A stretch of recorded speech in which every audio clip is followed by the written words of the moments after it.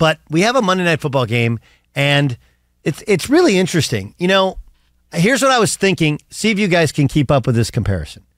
So here's what people say. Well, we haven't seen anything like what Deion Sanders has done at Colorado in 1 year, turning it all around, bringing in all these transfers. The team they're playing against this past weekend was USC, right?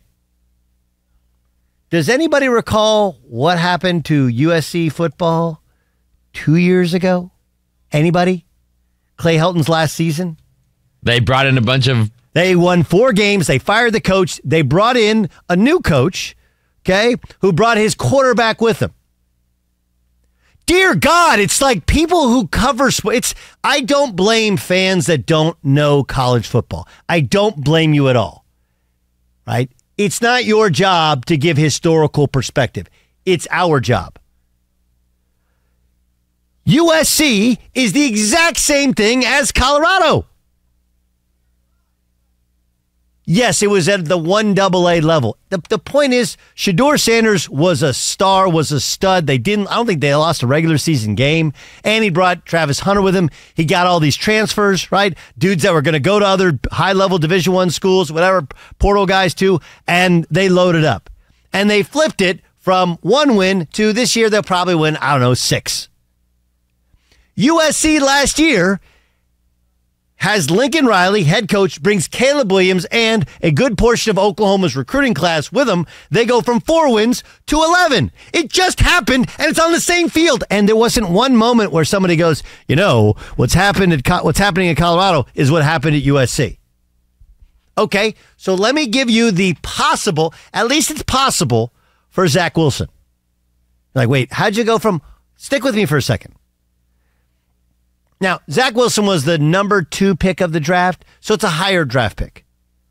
But in the exact same uniform, for the exact same team, Geno Smith was a second-round pick, okay, was their starting quarterback. And he was hated. Hated. Hated. Matter of fact, in the exact same stadium, he was the one, Geno Smith, who got the start for Eli Manning to end Eli Manning's consecutive start streaks. Was he not?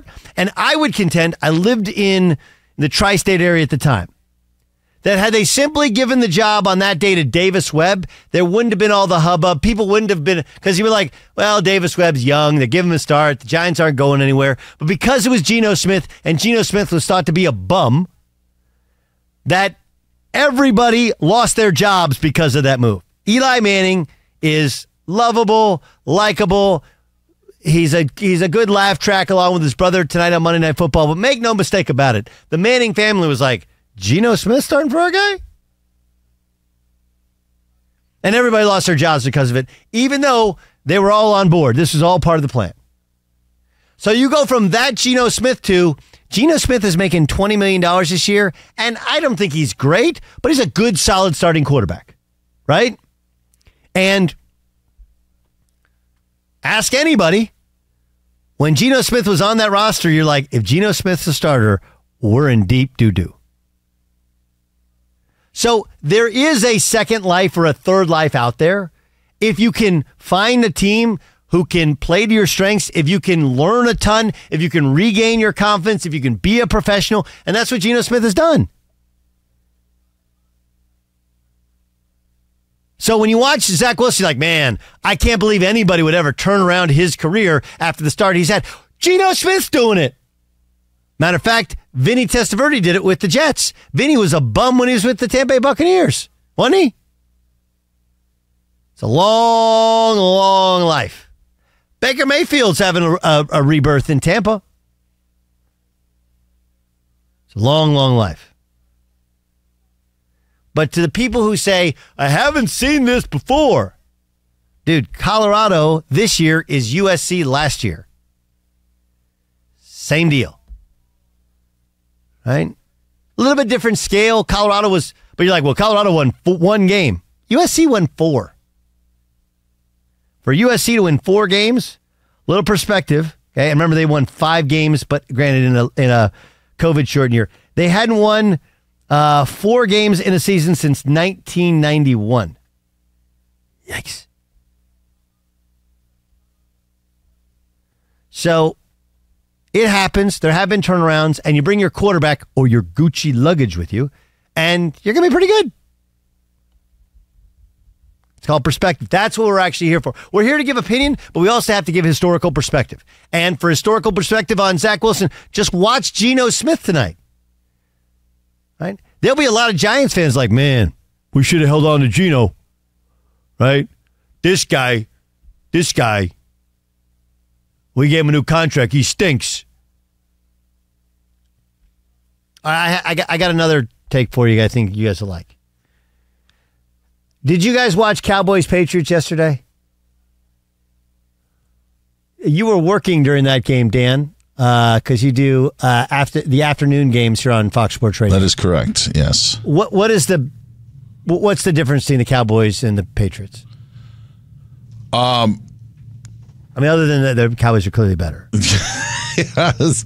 I would say they have a better quarterback, better running game, better skill position players. A lot more speed. Is that fair? Sure. Okay. Now, look, it's fair that Dak was a 4th-round pick, so it's not like the Patriots didn't have a chance to draft. But I don't think anybody knew Dak was going to be this. But I got a hypothesis, maybe even a theory for you on the Patriots, that the sole reason the Patriots are so average is Bill Belichick. It works both ways. Do I think they're great at drafting? I don't. But I also think that it's all a numbers game. And you look at all of these teams, and at one point in time, they all bottomed out. Even the Chiefs. Now, I know they got Mahomes at 10, so it wasn't like, but the Patriots have never drafted at 10, have they? I remember the Chiefs, the year before Andy Reid got there, I think they won 3 games. That began the process of replenishing your roster. Because it's not just that you draft in the top 5 in the first round, you draft in the top 5 in the second round. And the second round, a top 5 pick, that's a quasi-first rounder. Whereas you get down to the bottom of the second round, that's really a third rounder, and so on and so forth. The reason the Patriots are so average is they never sucked it up and just lost. The year Brady left, okay, those of us who remember, again, historical perspective, they had 8 opt-outs, plus they lost Brady, and they were in cap hell. He had a quarterback in Cam Newton who couldn't throw a football. Cam Newton's shoulder is shot. He can't, and when you say he can't, I've seen him, I've seen the videos. Can he throw the football for me, you, Dan? Yes, but at the NFL caliber, he cannot throw a football. That's why his career is over. Make no mistake about it. He can't throw a football. He had 3 games, and I think they won a couple of them, where he threw for less than 100 yards. Like, that is some wizardry crap. Belichick is such a good coach that he can win with below average talent, which hurts them because, and he's so competitive, and they find a way to, get into the dumpster bin of guys that are out on the street and figure out a way to use them, that they're never terrible. And the only way to get good is to be terrible. The Patriots have not picked in the top 10 since 2008 with Gerard Mayo. Prior to that, who was, by the way, the 10th overall pick. Yeah. Richard Seymour was picked 6th in 2001. Who's a stud, right? But that's how long it's been. Right. It's like, but again, like, let's look at these teams. Can you make the point that Dak was a 4th-round pick? Sure. Okay, but then go and look at other Cowboys picks that they've had. And you're like, well, that's because the Cowboys have had good year, bad year. Good year, bad year. Right? I mean, go through the top teams in the NFL. Like, well, why are the Dolphins so good? Well, they were bad for like 20 years. And they tanked to get Tua. San Francisco 49ers, they were bad after Harbaugh. They were awful. And they drafted pretty well. And then they got to be decent, and then Garoppolo got hurt. And that year, that's when they drafted Nick Bosa and Deebo Samuel, 1st and 2nd round. Don't get me wrong, you have to take advantage of those opportunities and get some good players, but you also have to be willing to suck it up and lose games. And Belichick and his pride and also his brilliance, he's like, I ain't losing. Those are bad teams. Those are not talented teams. Outside, they just don't have it. And you can't magically make it up. You know, they hit on the cornerback that they got this year who just dislocated his shoulder, right? Gonzalez, Christian Gonzalez is his name? Dislocated his shoulder. Like, he's a stud. But, like, you have to be so good to hit in the 20s or in the teens on a first-round pick. Like, oh, why are the Bengals so good? Well, Joe Burrow's the number one pick, and then Joe Burrow got hurt, and they got Jamar Chase. Duh. Yes, T.Y. Hilton, great pick in the second round. Great pick. But make no mistake about it, their studs come from the fact that the Bengals were horrific for about a 4-year stretch. The Buffalo Bills had a 13-year streak of not making the playoffs. Where do you think they got all the players?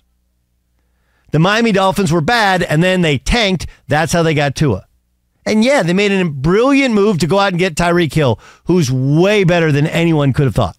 And probably the reason they got Tyreek Hill, and Kansas City was one, he wanted too much money, and two, Tyreek Hill is like one call to the cops away from never playing football again. Can we be honest with that? So we act like Belichick's an idiot. I actually think he's not the greatest draft in the world. He's not terrible, but it's really hard when you're that good a coach that you never say die and never. He's like the Tiger Woods of football coaches. Like the whole Tiger Woods thing was he would always grind and find a way to finish strong, even if he had a bad weekend. Like he'd make the cut, and this is before like end of career Tiger. Is that fair, Dan? That like just the grinding of finding a way in the top 10 on a Sunday when he had bad Thursdays and Fridays was amazing. Sure. Yeah. His no-cut streak is actually one of the probably the most impressive streak of any of all of his records. And here's Bill Belichick after the game yesterday. Well, I just said we didn't do anything well enough as a team. So it includes everybody. Coaches, players, offense, defense, special teams. This wasn't anything that was good enough. What if he said bus driver was terrible? Pre-game meal was bad too. Like, people crush Bill Belichick. Like, dude, there isn't a single human being who could win more games with the teams that he's had. Yes, is Belichick, the GM, ultimately going to lead to the demise of Belichick, the head coach? Sure. But Belichick, the head coach, is so good that he's actually hurt the ability for Belichick, the GM, to do the job.